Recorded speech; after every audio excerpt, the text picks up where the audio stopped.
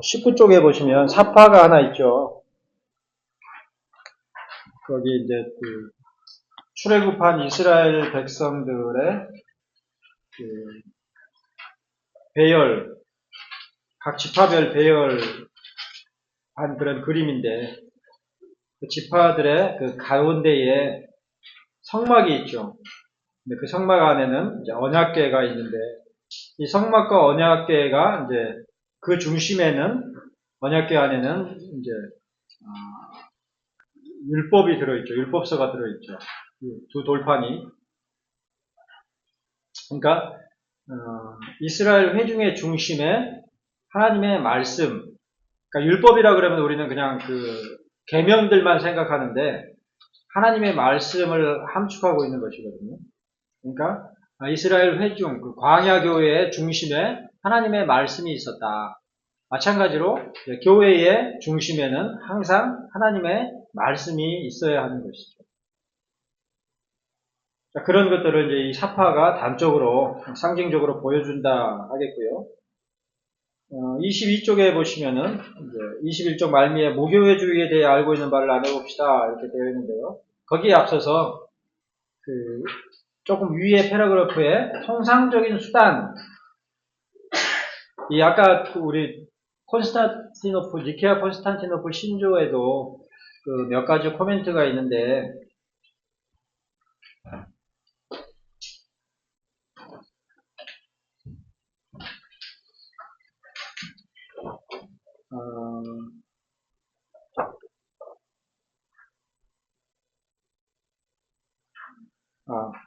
우리는 죄사함을 위한 하나의 세례만을 인정합니다.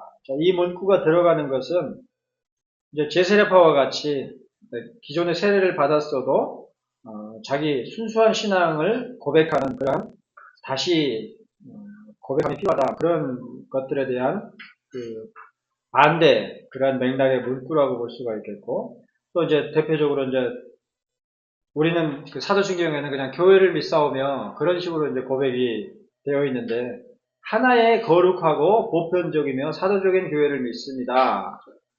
이 문구가 얘기하는 것이 바로 이제 보편교회, 즉 공교회라는 것을 니케아 콘스탄티노플 신조에서 우리가 고백하는 것이죠. 그래서 우리가 사도신경에서 교회를 믿습니다라고 고백할 때 그 교회라는 것은 단순히 우리가 속한 보이는 교회, 가시적인 교회를 얘기하는 것이 아니라 인비지블 처치, 비가시적 교회를 우리가 믿는다. 우리의 눈으로 볼 수 없고 분별할 수 없지만, 쉽게 분별할 수 있는 것이 아니지만, 그러한 하나님의 택하심 안에 보편적인 교회가 있음을 우리는 믿는다. 그리고 그것이야말로 참된 유일한 교회다. 그런 신앙 고백을 하는 그런 의미가 있는 것이죠. 그에 반해서 이제 로마 가톨릭 교회는 그 보편적 교회가 바로 가시적인 로마 가톨릭 교회다. 이런 방식으로 고백하는, 그것에 대한 이제 반대 문구라고 볼 수가 있고, 또 통상적인 수단이라 그랬을 때는 이제 영해라 그래가지고 어떤 영적인 해석, 그러니까 성경은 문자 그대로 읽는 것이 아니라 어떤 신비적이고 영적인 그런 해석을 통해서 참된 의미를 알 수 있다, 이렇게 주장하는 자들이 항상 있었고 지금도 있는데, 웨스트민스터 신앙고백에서는 1장 7항에서 성경에 관해서 언급하면서 통상적인 수단을 통하여서 성경의 말씀을 배움이 부족하고 혹은 나이가 많거나 어린 자라도 그 말씀의 뜻을 알 수 있다, 이렇게 얘기할 때 그 통상적인 수단이라는 것은 어떤 신비적이고 비상적인 그런 방식이 아니라 말씀을 일반적으로 잘 풀이하고 강해하는 그런 방식의 사역자들을 통해서, 그리고 꾸준히 정기적으로 성경을 읽는 그런 과정들을 통해서 충분히 하나님의 말씀의 뜻을 알 수 있다, 그런 의미가 이제 함의되어 있는 것입니다. 자, 그런 맥락의 교회에 대한 이해들 가운데서 이제 무교회주의에 대해 설명을 하는데요. 22쪽에 보시면 조선의 기독교가 전파된 이후에 연이어 벌어진 일제강점기 때에 김교신, 함석헌, 송두영, 장기려 등의 인물들이, 그러니까 함석헌이나 장기려, 이분들은 많이 알려져 있죠. 함석헌은 제야 운동권 인사로 많이 이제 알려져 있고, 장기려 박사 같은 경우는 우리나라의 의학이나 그런 분야에 있어서 굉장히 큰 역할을 했었던 그런 인물로 이제 알려져 있죠. 그런 인물들이 우찌무라 간조의 영향을 받아서 부패하고 타락한 제도교회에 속하기만을 힘쓰는 대신에 성경의 진리를 깨닫고 실천하는 신앙운동을 펼쳤다. 그러한 신앙운동은 사실 일제 신사참배를 수용하고 이단적으로 어용적인 교회와 목사들에 대한 이단적이고 어용적인 교회와 목사들에 대한 강한 문제의식을 배경으로 하는 것이었지만 정작 성경은 교회 자체를 항상 부정하거나 부차적인 것으로 취급하지 않고 오히려 나 예수는 교회들을 위하여 내 사자를 보내어 이것들을 너희에게 증언하게 하였노라고 한 요한계시록 22장 16절 말씀과 같이 더욱 보호하고 보존하고자 하는 것을 볼 수가 있다 그랬습니다. 그동안 이제 우찌무라 간조, 내촌 강삼 이 인물에 대해서 이제 대표적인 무교회주의, 교회가 필요하지 않고 우리가 개인적으로 성경 말씀을 묵상하고 깊이 읽는 것을 통해서 얼마든지 신앙생활을 영위할 수 있다 이렇게 주장한 것으로 이제 알려져 있는데 그런데 이제 우찌무라 간조가 주장했었던 진정한 그 맥락은 그런 것이 아니고 일제 강점기에는 공식적인 교회는 조선에도 그렇고 일본도 그렇고 신사참배를 합당하다 여기는 그러한 교회만이 있었단 말이에요. 그러니까 다 어용적인 교회만 있었던 것이죠. 물론 이제 그런 교회를 떠나서 은밀하게 모여서 예배하는 그런 그 교회 공동체도 있었겠지만 공적으로 드러나 있는 그런 교회들은 공식적으로 교회의 간판을 달고 있는 그런 교회들은 전부 다 신사참배를 용인하고 그것이 우상숭배가 아니다 이렇게 잘못된 신앙을 공식화하는 그런 교회들만 일본도 그렇고 조선에도 그렇고 있었단 말이에요. 그래서 우찌무라 간조 같은 그런 인물들은 그런 그 어용화된 교회를 떠나서 교회 밖에서 우리가 이제 말씀을 통해서 개인적으로 깊이 읽고 묵상하는 것을 통해서 참된 신앙을 여전히 우리가 유지하고 교회의 신자로서 살아갈 수 있다 이렇게 주장을 했던 것이라는 것이죠. 그러니까 조금 깊이 있게 살펴보면 그 맥락이 단순히 무교회주의다 이렇게만 비판하기 어려운 그런 부분도 있다라는 것입니다. 또한 디모데전서 3장 15절은 이 집은 살아계신 하나님의 교회요 진리의 기둥과 터니라고 하여서 그 필연성을 분명하게 밝히고 있다. 그러므로 우리들은 개인적으로 참된 신앙과 경건만을 추구하면 된다고 생각하는 것이 아니라 공적인 교회에 대한 올바른 이해와 더불어서 그러한 교회를 이루려고 하는 신앙적이고 실천적인 수고와 헌신의 자세를 반드시 지향하여야만 하는 것이다. 그러니까 우리의 신앙에 있어서 굉장히 중요한 것이 이제 규정적 원리, 지난주에 살짝 코멘트했습니다만은 규정적 원리라는 것은 무엇이냐? 우리의 신앙의 중심이 마치 이스라엘의 광야교회의 중심에 언약궤, 하나님의 율법, 하나님의 말씀이 있었던 것처럼 우리의 신앙에서도 또 교회에 있어서도 항상 그 중심이 말씀에 있어야 된다. 그런 것을 이제 원리적으로 정립한 것이 규정적 원리거든요. 그러니까 그러면 우리의 신앙과 생활의 중심이 말씀에 있다 그랬을 때에 그 실천 방식이 무엇이냐 그랬을 때 그 실천 방식으로서의 원리가 규정적 원리인데 그것은 무엇이냐? 우리가 교회에 모여나 개인적으로 신앙생활을 할 때나 언제든지 우리가 어떻게 신앙을 유지하고 또 어떻게 살아갈 것인가 그 문제의 답을 항상 말씀에 근거해서 성경에 근거해서 행해야 된다. 그런 원리인 거예요. 그러니까 그렇게 이해를 하면 이제 우리가 교회에서 모여서 뭐 공동의회를 하던 혹은 당회를 하던 혹은 이제 장로회 같은 경우는 노회를 하건 총회를 하건 그 모든 논의의 중심에는 뭐가 있어야 되는 뭐가 기준이 돼야 되는 거예요? 성경이 기준이 돼야 되는 것이죠. 그러니까 그런 맥락을 이해를 하면 그런 맥락 가운데서 우리가 이제 교회를 또한 이해해야 된다라는 것을 우리가 유념해야 되는 것입니다. 그에 반해서 타락하여 부패한 인간의 본성은 혼자서 스스로 경건을 완성할 수가 없고 하나님의 말씀에 따른 가르침과 권면이 항상 필요하기 때문이다.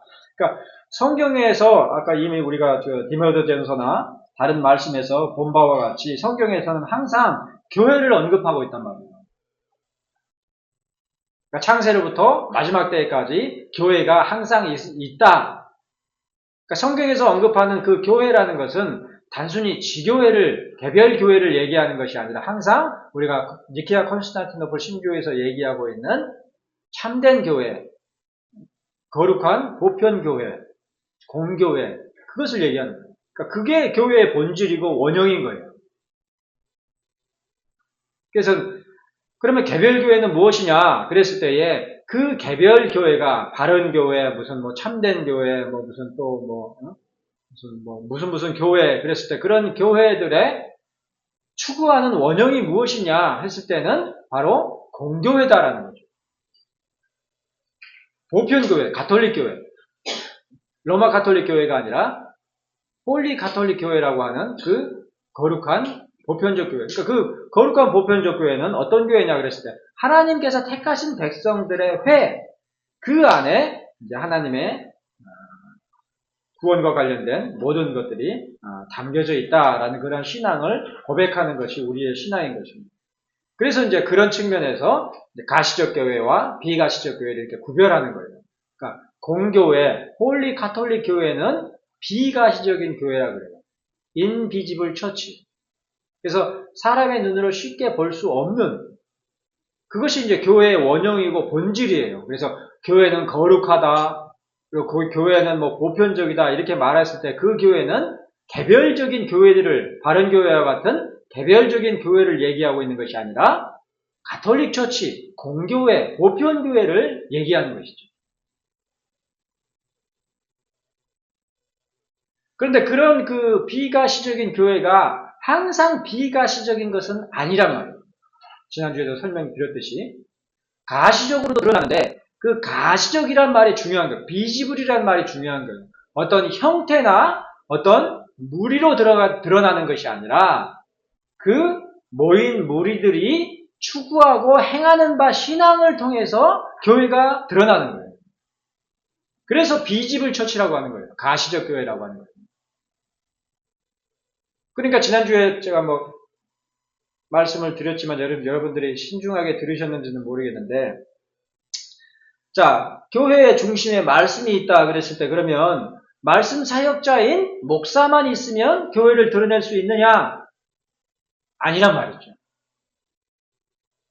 회중은 그러면은 교회를 드러낼 수 없는 것이냐? 로마 가톨릭 교회는 이제 회중석과 앞에 있는 사제들의 공간을 각각 분리해서 그 사제들이 있는 그 공간이 참된 교회고 회중석은 이제 듣는 교회, 에클레시아 오디언스 그래가지고 그 회중석은 듣는 교회다 이렇게 구별을 하거든요. 그런데 이제 종교개혁의 정신은 그런 구별이 없고 다 같이 말씀 설교자는 하나님의 말씀을 명확히 드러내고 해설해주는 그러한 메시지를 통해서 교회를 드러내는 것이고 또 회중은 그런 설교에 아멘으로 동의하면서 잘 듣는 그 자체로서 교회를 드러내 보이게 되는 거예요. 가시적으로. 그렇게 해서 교회가 여기에 교회가 있구나 하고 드러나는 거죠. 이 의미가 아주 중요한 거예요. 그러니까 교회는 장소도 아니고 단순히 모인 회중도 아니고 그 회중들이 신실하게 드러내 보이는 그 모습으로서 교회가 있게 되는 것입니다. 그런 측면에서 교회를 드러내는 것은 굉장히 어렵죠. 이거 여기에서도 마찬가지로 은혜로 드러낼 수 있는 것이죠. 그러니까 택함을 입지 않은 이제 택함을 입지 않은 자에 대해서도 이제 구별을 하려고 그러면 굉장히 쉽지 않은 부분이 있지만 어찌됐거나 신자와 비신자 이렇게 얘기할 때 자, 신자들에게는 하나님의 말씀을 설교되는 것을 듣는 것이 충분히 가능하죠. 그런데 불신자들은 겉으로 아무리 이렇게 듣는 것처럼 하려고 해도 듣기가 쉽지 않아요. 이해되지도 않고 무슨 말인지도 모르겠고 그런단 말이에요. 그런데 그런 가운데서 내가 앞에서 전달되는 그 메시지들을 잘 듣고 그 가운데서 은혜를 입는다는 것은 그 모습 자체로 교회를 드러내게 되는 그런 것이죠. 그래서 메시지를 설교를 잘 듣고 또 아멘으로 화답하는 그러한 자세가 중요한 거죠. 또 한 가지는 우리 신앙에 있어서 중요한 것 가운데 하나가 자발적이어야 돼요. 억지로 해서는 안 돼요. 억지로 할 수 있죠. 듣는 것처럼. 믿으시면 아멘, 아멘. 나이 드신 권사님들이 막 많이 했잖아요. 하잖아요. 보면은 막 꾸벅꾸벅 좋으시다가도 믿으시면 아멘, 설교자가 그렇게 얘기하면은 그건 또 귀신같이라 그러면 안 되겠고. 즉각 조는 가운데서도 알아듣고 아멘 막 그러시죠. 그런 방식이 아니라 그야말로 지정의를 동원해서 설교된 말씀을 잘 듣고 이해하고 진실로 그렇습니다 하고 아멘으로 화답할 수 있는 그런 신앙의 자발적인 것이 중요한 거죠. 그래서 억지로 하면 안 되는 거예요. 신앙이라는 것은. 항상. 억지로 하는 게 로마 카톨릭식이에요. 로마 카톨릭은 억지로 하는 것도 인정하는 게 로마 카톨릭인데 프로테스탄트는 의미가 없는 거예요. 억지로 하는 거.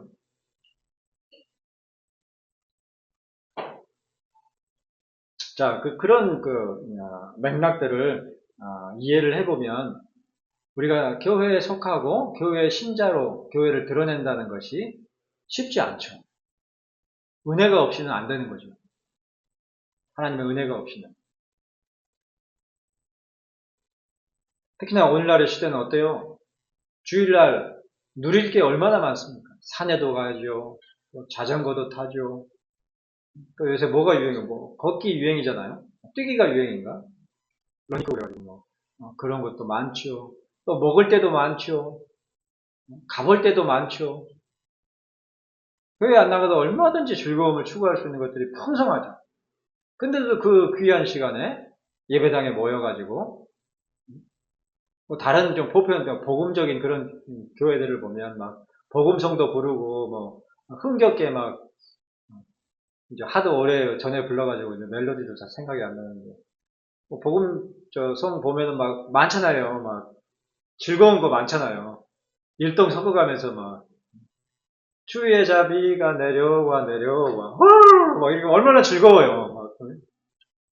근데 그냥 얼마나 바르다고 바른 교회 예배당에 앉아가지고 젓가락 숟가락 챙챙 소리만 내고 그러고 앉아있으면 다른 사람들이 볼 때 얼마나 이 햇살 좋은 일요일 오후에 뭐 하는 짓인가 그럴 텐데 하나님의 택함을 입은 신자들에게는 어떤 즐거움보다 하나님의 말씀을 통하여서 하나님의 진리를 깨닫는 것이 가장 큰 즐거움이고 유익이고 그래서 시편에서는 뭐라 그럽니까? 주의 말씀을 듣는 것이 주의 말씀이 송이 꿀보다 더 달다. 그렇게 표현할 정도로 우리에게 양식이 되는. 그러니까 불신자들은 그런 것들을 절대로 이해할 수 없죠. 그런 모습들 가운데서 교회가 드러나지는 거예요. 그러니까 우리의 교회론에서 참된 신앙은 아주 절대적으로 중요한 거예요. 가식적이지 않은 억지로 하는 그런 신앙이 아니라 정말로 내가 내 온 지정의를 다 동원해서 듣고 이해하고 깨달음으로 아멘으로 화답하는 그러한 신앙이 교회를 드러내는 아주 중요한 요소라는 것을 생각하시면 좋을 것 같습니다. 자, 오늘은 이제 두 번째 이 칼럼은 한번 쭉 읽어보시면 되고요. 두 번째 주제는 참된 교회는 단 하나의 유일한 교회다. 아까 이제 제가 말씀드린 거룩한 보편교회, 홀리 카톨릭 처치가 참된 교회다. 그 말입니다. 그래서 지난주에 참된 신앙이 무엇이냐 우리가 생각해 보았고 오늘은 그렇다면 그 참된 신앙에 근거하는 참된 교회는 단 하나의 유일한 교회다. 서울에 있는 교회, 경기도에 있는 교회, 부산에 있는 교회, 광주에 있는 교회, 대전에 있는 교회 이런 것이 아니라 심지어 아프리카에 있는 교회, 유럽에 있는 교회, 미국에 있는 교회가 있는 것이 아니라 하나 보편교회라 얘기하는 거죠. 그래서 참된 교회는 오직 하나인 교회라는 거예요. 우리가 교회는 하나다 그랬을 때는 개별 교회들을 얘기하는 것이 아니라 바로 그 보편교회를 얘기하는 것이죠. 그리고 그 보편교회는 눈으로가 아니라 신앙으로 구별되는 그런 성격이죠. 자, 참된 교회란 무엇인가? 참된 교회란 기본적으로 우리가 현실에서 흔히 볼 수 있는 개별 교회들을 지칭하는 것이 아니라 참된 믿음이 아니고서는 볼 수조차 없는 보편적 더 카톨릭과 유니버설 처치를 말하는 것이다. 가톨릭이라는 단어는 보편적인이라는 뜻의 그리스어 가톨리코스에서 유래한 것으로서 카톨리코스는 카톨로우와 같은 의미이며 관용구인 카스 홀로우 즉 모든 것에 따르면 또는 모든 것을 통하여라는 뜻을 가지고 있다. 비슷한 라틴어가 유비쿼터스라는 말이 있죠. 라틴어에서 온 영어 단어인데 유비쿼터스가 뭐예요?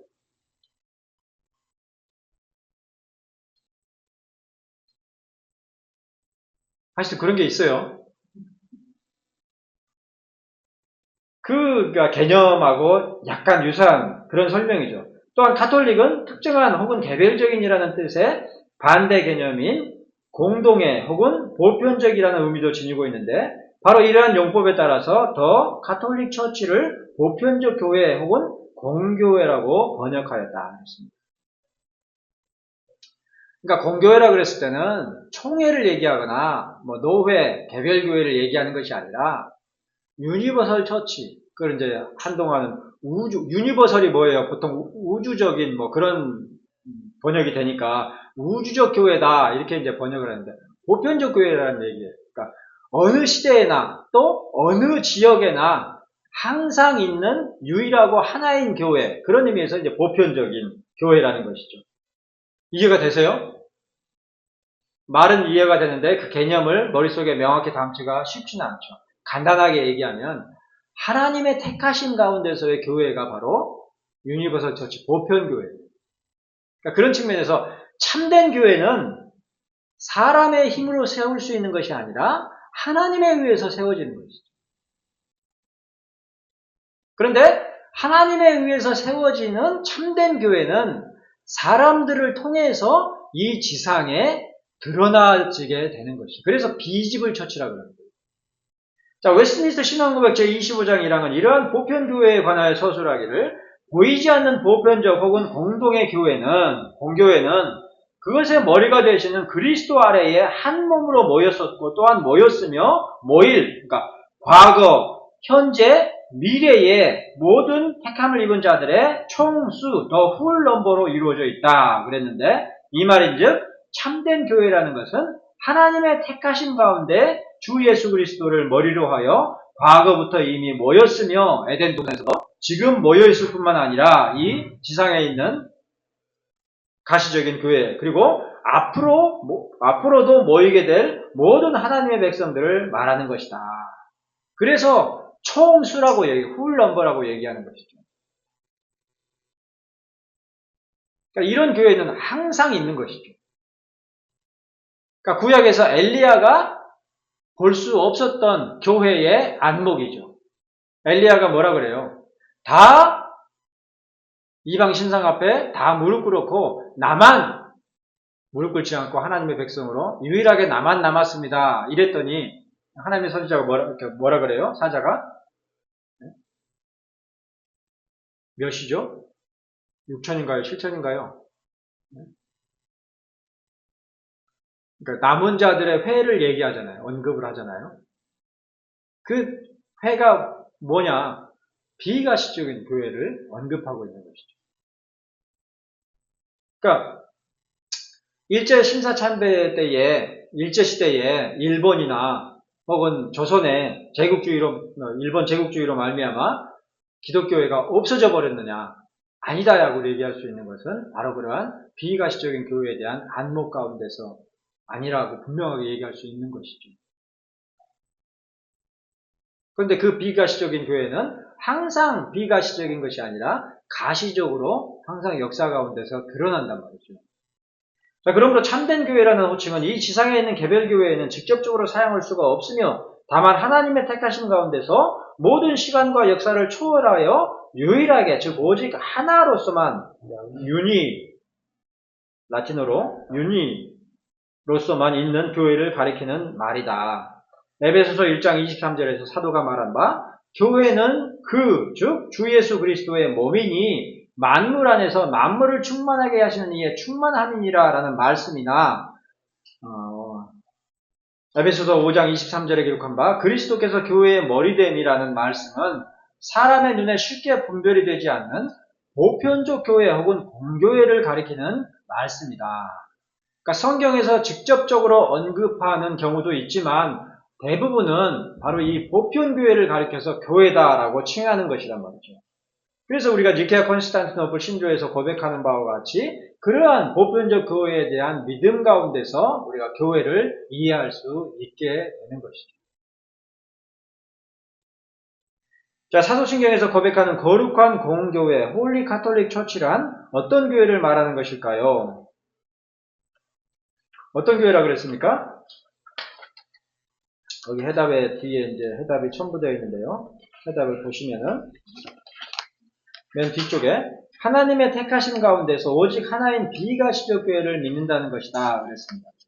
그러니까 택자들의 회. 그런데 그 택자들의 거룩한 공교회는 택자들의 회는 어때요? 비가시적으로만 있는 것이 아니라 지상의 가시적인 형태로도 드러나죠. 근데 로마 카톨릭 교회는 그 지상에 가시적으로 드러나는 교회를 그냥 100% 로마 카톨릭 교회다 이렇게 설명하는 데 반해서 이제 프로테스탄트 교회는 지상에 있는 교회가 100% 완전한 가톨릭 교회인 것이 아니라 참된 믿음의 신앙에 고백하는 그러한 회중으로서 있을 때에 이제 드러나는 것이다. 이렇게 이해하기 때문에 가시적 교회다 이렇게 말하는 것이죠. 그러니까 결국에는 바른교회가 이 상계동에서 바른교회가 존재하고 바른교회를 드러내기 위해서는 배병근 목사님의 역할이 아주 중요하지만 또 가족들의 헌신도 중요하지만 모인 회중들이 온전하고 바른 신앙을 추구하는 것을 통해서 비로소 교회를 드러내볼 수 있게 되는 거죠. 그래서 회중들의 신앙들이 다 같이 중요한 것입니다. 자, 골로새서 1장 18절 말씀, 거룩한 공교회가 유일하며 오직 하나인 교회인 이유가 누구로 말미암아서임을 가르칩니까? 자, 골로새서 1장 18절에 뭐라고 되어 있습니까?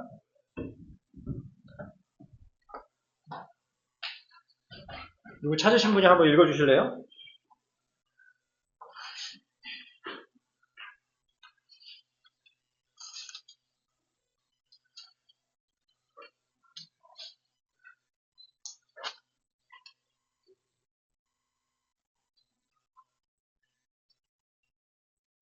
뭐 찾아서 읽으신다고 특별히 상이 있는 건 아니지만 누구 찾으신 분이 한번 읽어주세요. 골로새서 1장 18절에 뭐라고 되어 있습니까? 그는 몸이 교회의 머리시라 그가 기름이시오 근복이시오 기름 자를 가운데서 면전하신 분이 친히 만물의 기름이 되셨습니다. 자, 여기서 그가 누구겠어요? 그리스도시죠. 그죠? 그리스도를 얘기하는 것이죠. 자, 마가복음 10장 9절에서 그러니까 교회로 모을 수 있는 분은 누구란 말이에요? 그리스도시란 말이에요. 다만 우리는 사람들의 목사나 소수 어떤 사역자들이나 그런 자들의 헌신에 의해서 사람을 모을 수는 있지만 진정한 교회를 모으고 드러낼 수 있는 분은 그리스도시다. 그래서 이제 교회의 머리를 그리스도라 얘기하는 것입니다. 여기서 우리가 생각해야 될 것은 프랑스 신앙 고백에도 문구가 이렇게 잠깐 코멘트가 되어 있는데 교회의 머리가 그리스도가 돼야 되는데 내가 머리가 되면 어떻게 되겠어요?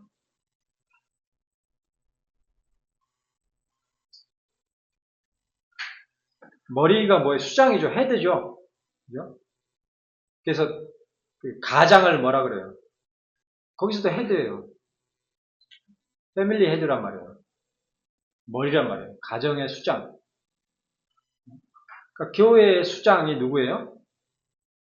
헤드가 그리스도죠.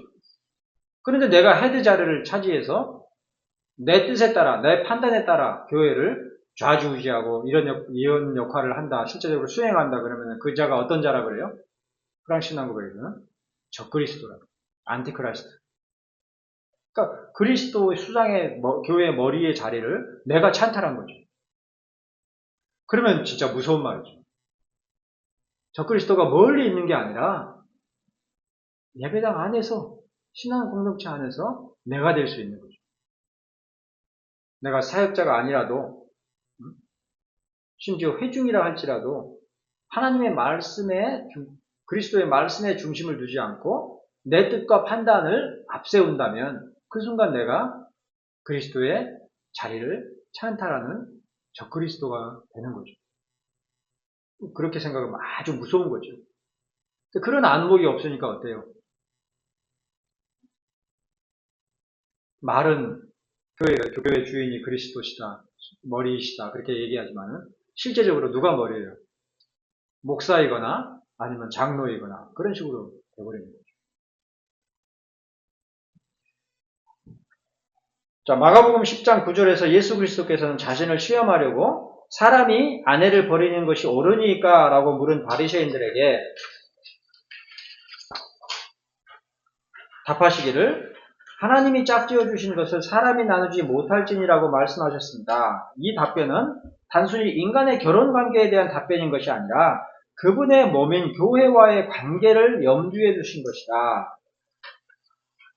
이는 에베소 5장 22절로 33절에서 사도 바울에 의하여 설명된 바와 같다. 즉, 주 예수 그리스도의 몸인 교회는 그 머리인 그리스도로 인하여 하나로 통일되는 것을 결혼관계의 연합과 통일됨으로써 설명한 것이다. 그래서 이제 제롬 장키우스라는 그러한 인물이 쓴 결혼 뭐였죠? 영적 결혼, spiritual marriage 그것이 에베소서 말씀의 근거에서 그러니까 그래서 교회의 최소 단위가 가정이죠. 그리고 이제 에베소서에서 말하는 그 결혼 관계에 대한 그 설명에서 교회의 관계와 같이 결혼 관계에 있어서 그 언약도 쉽게 깨뜨릴 수 없는 것이다. 이렇게 이제 예수님께서 말씀하신 거죠. 그러니까 예수님이 또 뭐라 그래요? 아내를 남편 보고 아내를 어떻게 사랑하라 그래요? 그리스도께서 교회를 사랑하는 것 같이 사랑하라 그랬죠. 쉽지 않습니다.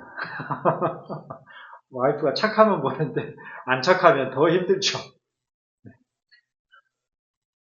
또 반대인 경우도 있겠고요. 자, WCC 운동은 바로 이러한 교회의 통일됨을 이 지상에 존재하는 개별적인 교회들에 직접적으로 적용하여서 에클레시암, 우남, 쌍탐, 즉 하나의 거룩한 교회를 지향하는데 이는 이 지상에 있는 눈에 보이는 교회들에 직접적으로는 적용될 수가 없고 다만 눈에 보이지 않는 보편적 교회와 그 교회의 머리이신 예수 그리스도로 말미암은 연합과 통일됨을 오해하여 이 지상에 보이는 교회들 가운데서 인위적으로 이루고자 하는 것이며 심지어 예수 그리스도로 말미암는 참된 교회의 연합과 통일됨에도 역행하는 점에서 결코 동조할 수 없는 양상이다. 그러니까 그 보편적 교회의 하나됨은 영적으로 항상 이루어지고 있지만 사람에 의해서 인위적으로 할 수 없는 거예요.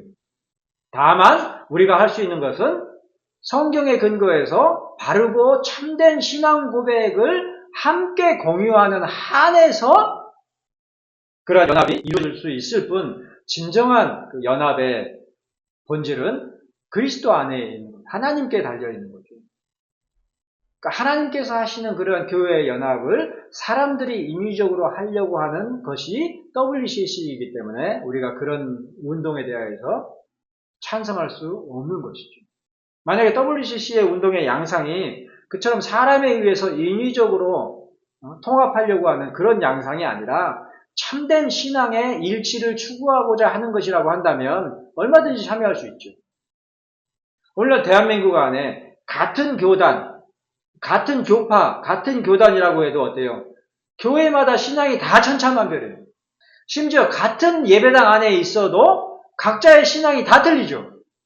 어떤 분은 좀 오순절주의 성향이 있고, 어떤 분은 좀 지적인가 하면, 어떤 분은 좀 감정적이고, 어떤 분은 좀 기적이나 신비를 추구하고, 어떤 분은 철저히 냉소적이고, 다 제각각. 그리고 엄마 신앙 다르고, 아버지 신앙 다르고, 자녀들 신앙 다르고. 오늘날 시대 그렇잖아요. 말씀드린 것처럼 교회들도 바른교회의 모습이, 바른교회가 대한민국에 한 3개 정도 있는 것 같아요. 근데 그 바른교회들끼리 모여서 한번 신앙을 서로 이렇게 점검해보면 또 틀릴 거예요. 그렇단 말이죠. 그러니까 그런 교회들이 서로 일치된 신앙을 추구하기 위해서 있는 게 사실 회의가 그런 목적으로 이루어지는 거예요. 노회나 총회를 하는 이유는 그런 신앙의 일치를 이루기 위해서, 실제적인 일치를 이루기 위해서 논의하는 자리인데,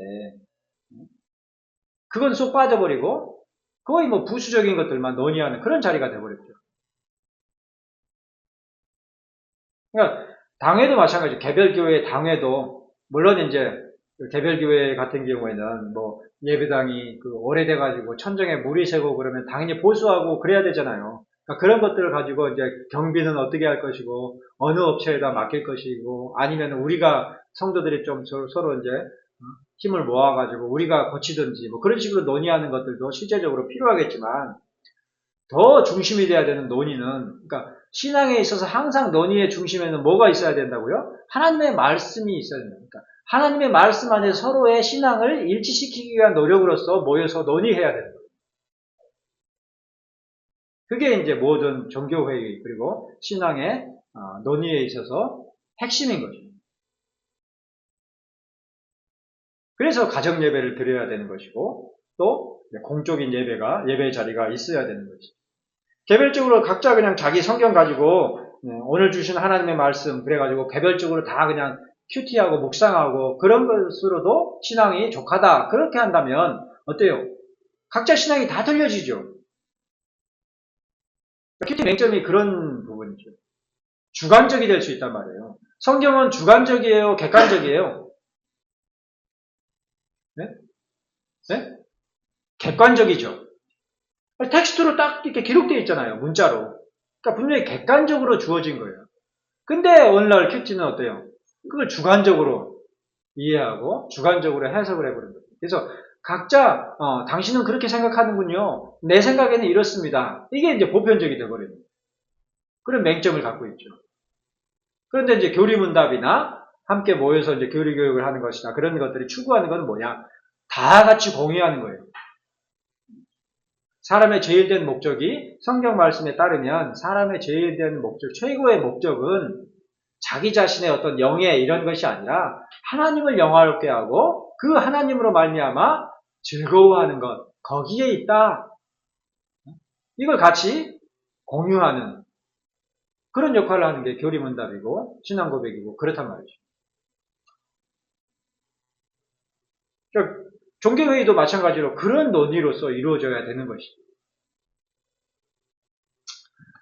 그런 측면에서 이제 WCC의 양상은 그것과 배치되는 것이기 때문에 우리가 동의하기 어려운 그런 양상이라고 볼 수 있는 것입니다.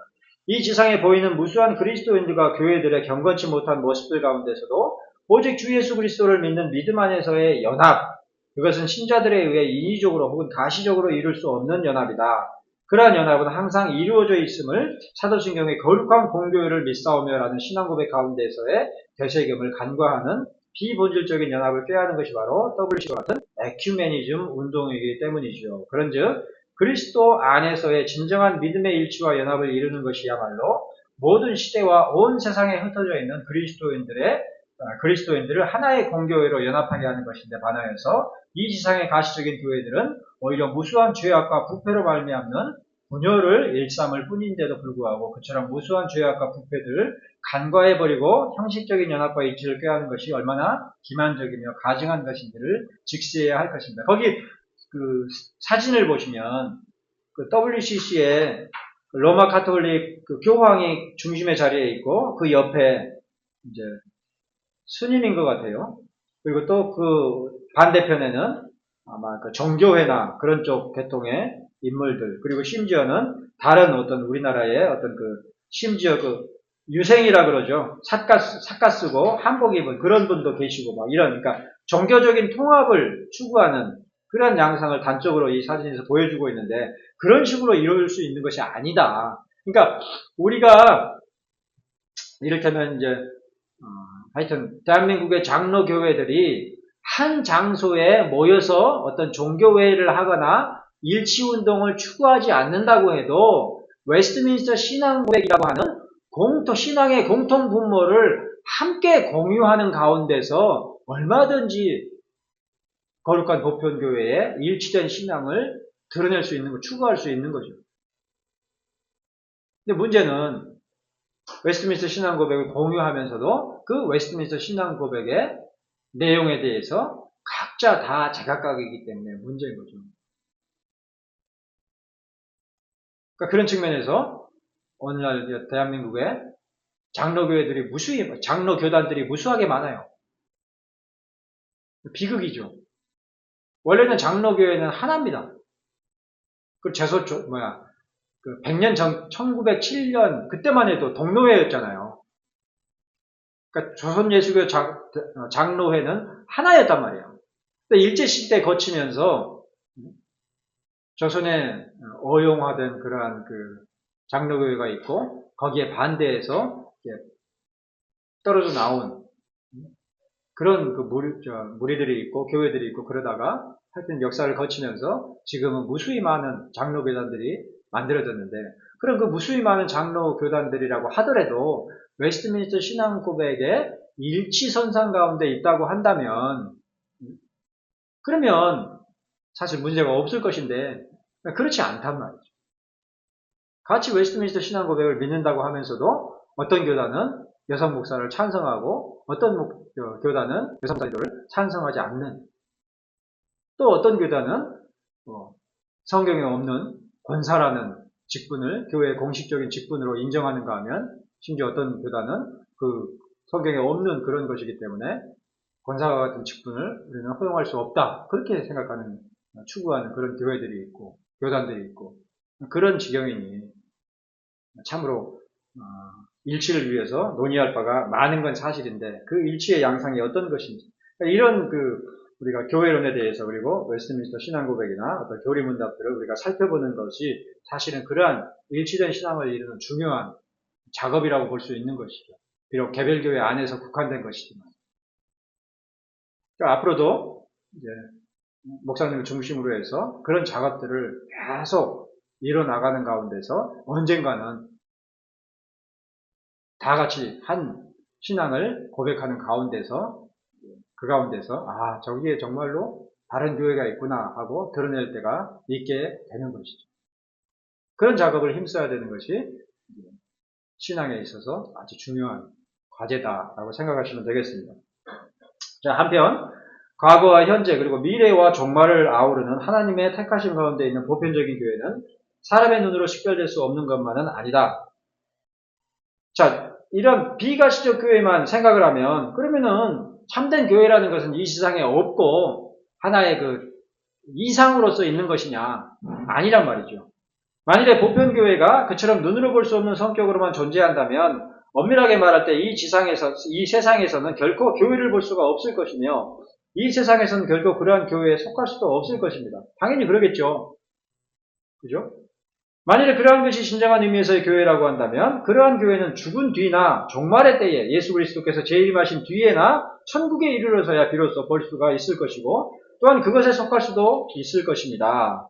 하지만 고린도전서 1장 2절에서 사도 바울은 고린도에 있는 하나님의 교회, 곧 그리스도 예수 안에서 거룩하여지고 성도라 부르심을 받은 자들과, 또 각처에서 우리 주 곧 그들과 우리의 주 되신 예수 그리스도의 이름을 부르는 모든 자들에게 라고 말하여서, 이 지상에 있는 하나님의 택하심을 입은 성도들로 이루어진 교회가 바로 하나님의 교회라는 사실을 분명하게 가르쳐주고 있습니다. 특별히 고린도 지역에 흩어져 있는 작은 교회들, 이 작은 교회들은 당시에는 가정이나 유대인의 회당과 같이 특정하게 모일 수 있는 소규모의 장소에서 회집이 이루어졌다. 그래서 이러한 고린도 교회와 같은 그러한 주후 1세기의 교회의 그러한 외형적인 것들을 근거로 해서 오늘날 가정교회 운동을 이제 추구하는 그런 경우가 있는데, 그거는 하나의 그 시대의 그러니까 박해 가운데서 로마 제국이 기독교회를 인정하지 않는 그러한 배경 가운데서 설명되는 것이지, 꼭 그 형태 자체가 순수한 교회의 형태다 이렇게 얘기할 수는 없는 거죠. 어찌됐든지 성경에서 얘기하고 고린도 교회라고 할 때는 어떤 예배당을 얘기하는 것이 아니라 모인 그 소규모의 무리들을 얘기하고 있는 것이다. 그리고 다른 지역들에 흩어져 있는 성도들의 회집을 가리켜서 분명하게 하나님의 교회다 이렇게 성경에서 언급하고 있기 때문에 하나님의 교회가, 비가시적인 본질적인 교회가 이 지상에 없었다라고 말해서는 안 된다는 것이죠. 마찬가지로 사도행전 7장 38절에서 사도는 구약시대에 광야에 모였던 백성들을 가리켜서 뭐라 그랬어요? 광야교회라 칭하면서, 자, 그 광야교회에 간판이 있었겠어요? 출애굽해가지고 그 사막에서 이스라엘 회중들이 거기다가 광야교회라고 이렇게 히브리어로 간판 달았을까요? 아니잖아요. 그냥 그 천막들이 이렇게 모여있고 그 중심에 언약궤를 둔 그 성막이 있을 뿐이었단 말이에요. 근데 이제 신약성경에서, 사도행전에서 그 출애굽한 백성들의 그 모임 모습을 가리켜서 광야교회다 이렇게 교회라고 칭했단 말이죠. 그래서 그 시절에 살아있는 말씀을 받아 우리, 즉 이스라엘에게 주던 자가 이 사람, 즉 예수라. 그러니까 출애굽한 이스라엘 백성들에게 말씀을 주신 이가 누구라는 말이에요? 예수라 그랬단 말이에요. 그러니까 이런 말씀들을 보면, 예수께서는 주후 1세기에 이 지상에 성육신 하심으로 말미암아 비로소 있었던 분이 아니라는 사실을 알 수 있는 거죠. 광야에 출애굽한 백성들에게 살아있는 말씀을 받아서 주던 자가 예수다, 그리스도 예수다, 이렇게 사도가 말했단 말이에요. 그런즉 구약시대에나 신약시대에나 그리고 지금도 하나님의 참된 교회가 이 지상에 분명하게 존재할 수 있으며 또한 존재하고 있음을 알 수가 있다. 그러니까 이런 성경 말씀들에 근거해서 비가시적인 본질적인 교회가 에덴 동산에서부터 마지막 종말에 이르기까지 항상 있다. 이렇게 우리는 믿는다. 이렇게 고백하는 거예요. 니케아 콘스탄티노플 신조 가운데서. 그리고 사도신경에서 교회를 믿사오며라고 말할 때 그 교회는 바로 그 교회에 대한 신앙 고백을 얘기하고 있는 거란 말이에요. 근데 그런 의미의 교회를 알고 있는 오늘날의 신자가 얼마나 되냐? 사도신경을 고백하는 자들과. 교회를 믿사오며 그렇게 얘기하니까, 여기 바른 교회를 믿사오며 그 말이구나. 그래서 이 바른 교회가 좀 잘못되고 그래도 그냥 꾹 참고 인내해야 되는구나. 이렇게만 생각한단 말이죠.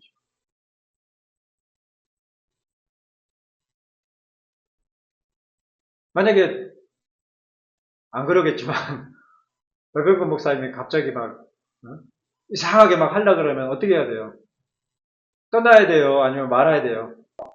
이제 옛날 좀 공교회에 대한 안목이 부족한 신앙 가운데서는 그냥 이유는 모르지만 그냥 참아야 돼.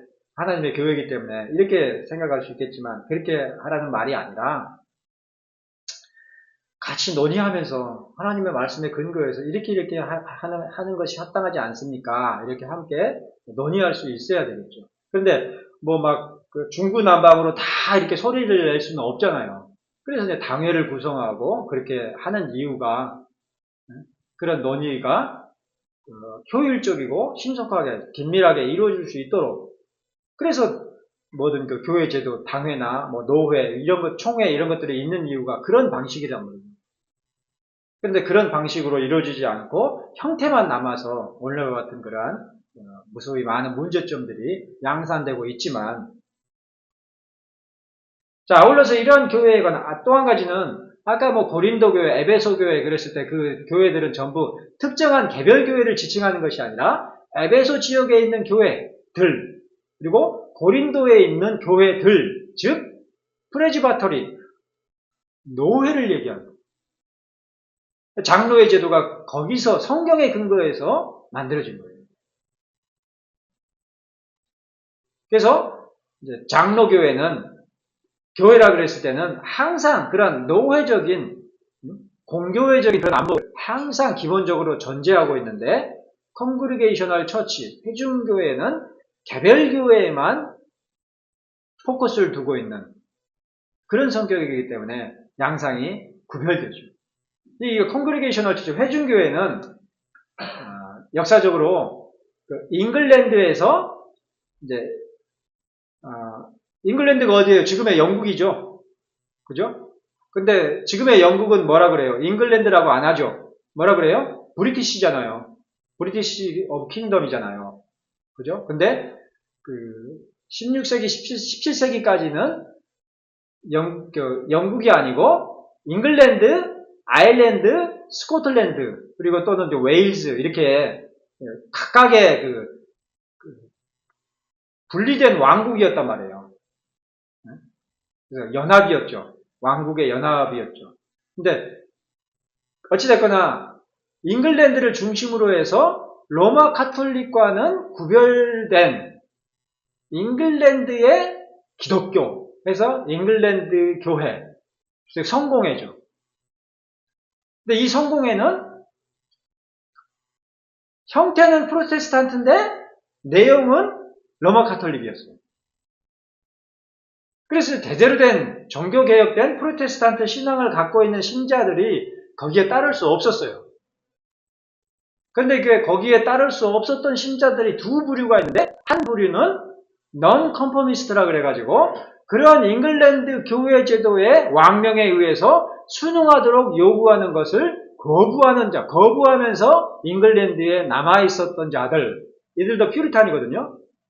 그런 자들이 있었는가 하면 그런 왕명을 따를 수 없다 하고 떨어져 나가서 네덜란드로 이주한 그런 자들이 있어요.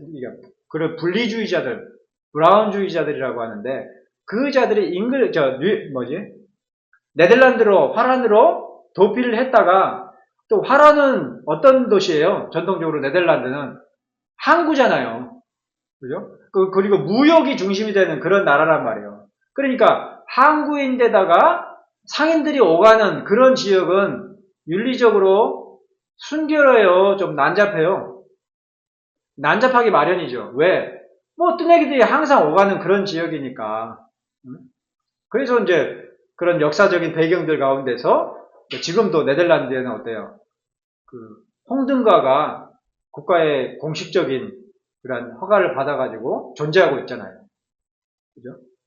그런 것들이 다 그냥 한두 해에 걸쳐서 이루어지는 그런 문화가 아니고 긴 역사적인 배경을 둔 그런 문화란 말이에요. 어찌됐거나 이 이제 분리주의자들이 브라우니스트라 그러는데 그런 자들이 이제 잉글랜드를 떠나서 네덜란드로 갔는데 가보니까 이게 난잡한 도시란 말이에요. 그러니까 여기 오래 살다가는 우리 자녀들이 완전 세속적인 것에 물들겠다 이렇게 이제 생각을 해요. 안 되겠다 해가지고 이주할 곳을 다시 찾다가 이제 메이플라워를 타고 신대륙 아메리카로 이주하게 된 거죠. 그래서 그들을 뭐라 그래요? 필그림 파더스라 그러죠. 필그림들.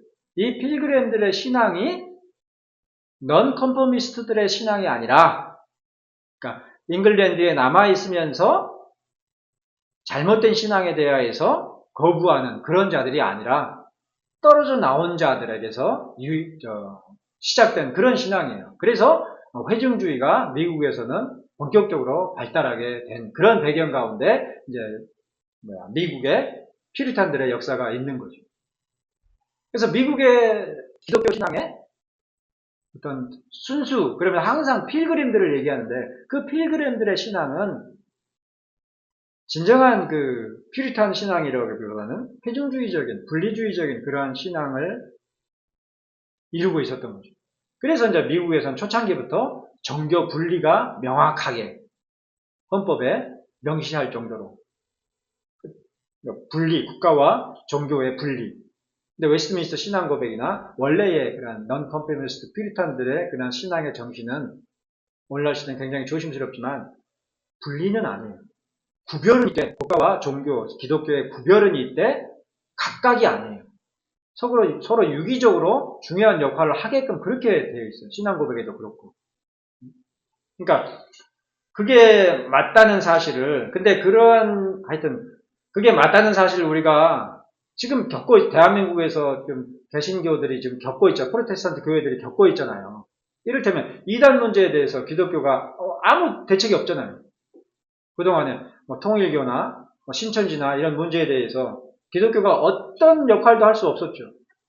그냥 기껏 할 수 있는 것은 그냥 이단으로 배척할 뿐인 그런 시기였는데, 오히려 하나님께서 섭리하셔서 정부를 통해서 이제 제재를 가하고 있잖아요.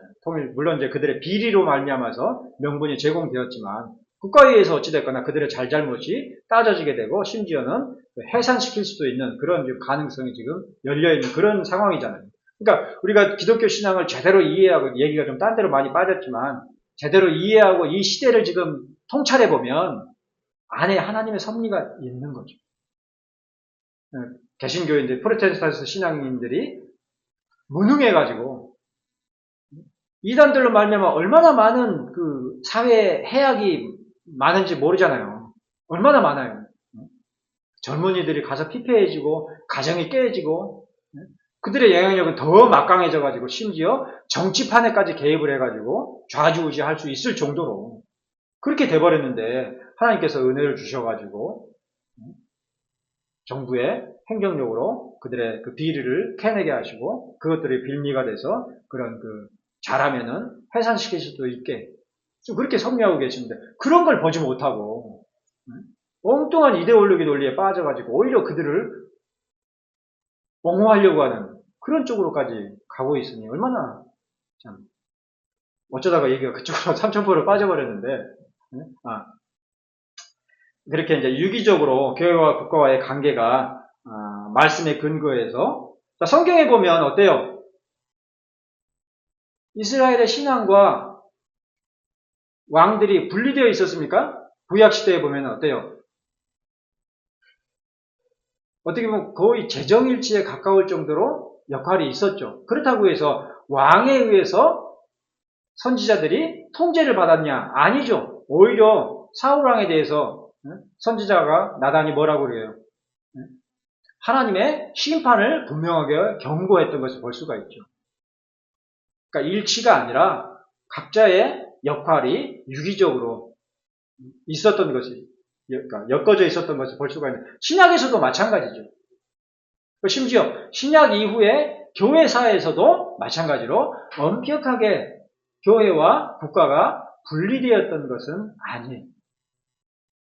물론 그 관계가 계속 위험하게 한쪽으로 치우쳐서 어떤 때는 교회에 너무 권세가 주어져 가지고 교회 권력에 의해서 세속 정치가 휘둘르는 그런 역사가 있었는가 하면, 또 세속 권력이 너무 힘이 실어져서 세속 권력에 의해서 교회가 휘둘리고 핍박을 받는 그런 시대도 있었지만, 어찌됐거나 지금까지의 역사 가운데서 항상 그게 엄격히 분리됐던 것은 아니다라는 것이죠.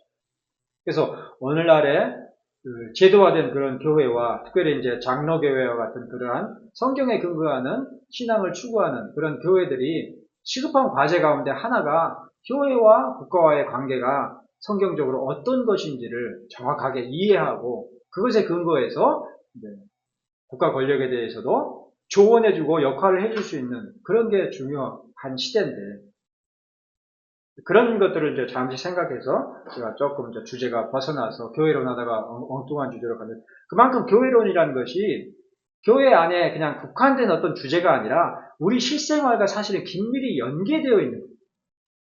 그러니까 교회에 대한 바른 이해를 통해서 지금 우리 대한민국 사회에서 벌어지고 있는 이러한 정치적인 양상에 대해서도 아주 선명하면서도 정교하게 구별해낼 수가 있는 거죠. 우리 기독교인들이 어떤 식으로 처신해야 되는지를 분별할 수가 있는 거죠. 그만큼 중요한 거예요.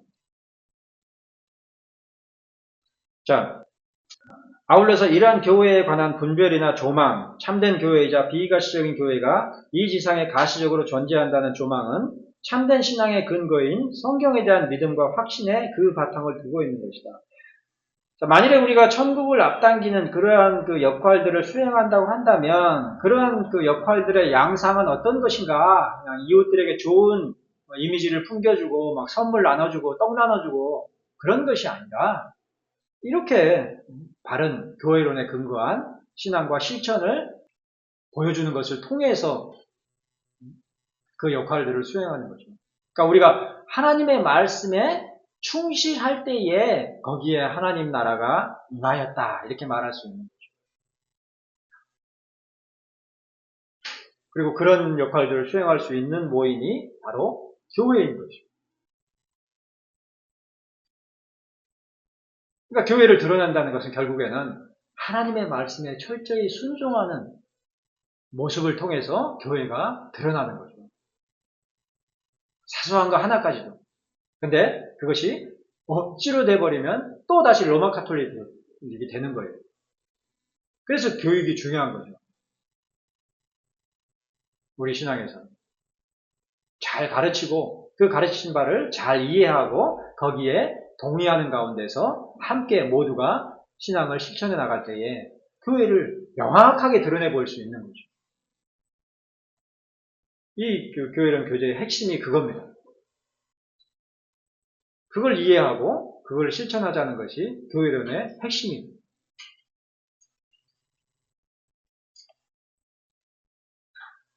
자, 거기 이제 1912년에 평양에서 개최된 조선예수교 장로회 제1회 총회 모습인데, 그 기념사진인데, 이때 조선에 전파된 장로회는 어때요? 한 교단이었습니다. 이랬던 1912년까지만 해도 한 교단의 한 장로교회였는데, 지금은 어때요? 대한민국의 장로교단이 무수히 많아요. 셀 수 없을 정도로. 셀 수는 있는데, 세기 싫을 정도로. 너무 많아가지고. 대한예수교 장로회, 뭐, 합동, 통합, 합신, 고려, 뭐, 대신, 뭐, 뭐, 독립, 무수히 많아요, 그냥. 그리고 그냥 또 그냥 자기들끼리 뚱뚱땅땅 해가지고 또 어떤 교단이 만들어졌는지 알 수가 없죠. 그런 실정이죠. 불과 100년 남짓의 그 세월 동안에 장로교회가 이렇게 다 쪼개져 버려요. 왜 그러느냐? 이러한 그 참된 교회론에 대한 안목이 부족하기 때문에 그런 것이죠. 자, 고린도전서 12장 13절에서 사도 바울은 50분까지만 하고 좀 10분 쉬었다가 해야 되겠네요. 그죠? 너무 길겠네요. 자, 고린도전서 12장 13절에 사도 바울은 유대인이나 헬라인이나 종이나 자유인이나 어떻게 한 몸을 이룬다 그랬어요? 누구 안에서 한 몸을 이룬다 그랬습니까? 다 한 성령으로 세례를 받아 한 몸이 되었고 또 다 한 성령을 마시게 하심으로써 그랬죠. 그죠? 성령을 언급했고 세례와 그 다음에 성찬에서 마시는 포도주에 대한 언급을 하면서 한 성령으로 한 몸이 되었다. 이렇게 설명하고 있죠. 그러니까 성령을 언급하는데 성례 가운데서 한 몸이 되었다. 연합하게 되었다. 이렇게 고린도전서 12장 13절에서 언급하고 있단 말이죠. 자, 그럼 고린도전서 12장 27절에서 사도는 여러 민족과 여러 신분 가운데서 그리스도를 믿는 신자들로 모인 고린도에 있는 교회들을 가리켜서 뭐라 그래요? 그리스도의 몸이요 지체의 각 부분이라. 그러니까 그리스도 안에서 한 몸을 이루는 지체라 이렇게 표현하고 있죠. 자, 사도행전 2장 39절에서 베드로 사도는 예수 그리스도의 이름으로 세례를 받고 죄사함을 받으며 또한 성령의 선물을 받는 자들을 어른들만으로 한정했습니까? 아니죠. 그죠? 그의 자녀들까지 포함하고 있죠. 그러니까 이 코멘트를 하는 이유는 제세례파들이 그랬어요. 제세례파들은 유아 세례를 부정을 했어요. 그러니까 그 제세례파들이 원래 그러니까 순수한 신앙을 추구하는 자들이었거든요. 당시의 시대 가운데 그냥 부패한 그런 신앙의 모습들을 문제의식을 가지고 개혁하고자 하는 그런 좋은 뜻에서 이제 시작된 것인데 문제는 살짝 왜곡이 되어가지고 순수한 신앙을 고백하는 것을 통해서야 비로소 우리가 교회를 이루게 되고 교회 회중이 될 수 있는 것이기 때문에 어린아이들과 같은 자들은 순수한 신앙 고백을 할 수 없다. 그렇잖아요. 이 코올리게 애가 우리는 한 본질의 그리스도 하나님 삼위일체 하나님 이런 고백을 할 수 있겠냐? 그러니까 그러한 자들은 이제 자라서 그가 순수한 신앙 고백을 하기 전까지는 교회의 회원일 수 없다. 이렇게 주장하는 것에 정확히 반대되는 성경의 언급이라고 볼 수가 있는 것이죠. 그러니까 하나님의 택하신 가운데 있기 때문에 믿는 그리고 참되게 믿는 신자들의 부모 가운데서 태어난 자들로 자녀들을 주신 것이다. 그래서 그들도 아직 미숙하긴 하지만 교회의 회원으로서 어느 정도 충분히 인정하는 것이 이제 바른 교회에서의 우리의 입장인 것, 신앙의 입장에서 차이가 있는 것이죠. 자, 고린도전서 1장 10절에서 사도 바울은 고린도 교회가 참고로 그 성격 가운데서 우리가 교회를 구성한다는 것에 있어서 핵심적인 주체는 누구라는 것을 알 수가 있어요. 회중도 아니고 당회도 아니고 물론 이제 그걸 무시하는 건 아니에요. 사람에게 있는 것이 아니라 하나님께 있다는 것을 전제하는 것이죠. 자, 고린도전서 1장 10절에서 사도 바울은 고린도 교회가 온전히 연합하게 되기 위하여 어떻게 행하라고 그랬는가? 뭐라 그랬습니까? 고린도전서 1장 10절에 이건 누가 찾으신 분이 한번 읽어주실래요? 10절에 뭐라 그랬어요?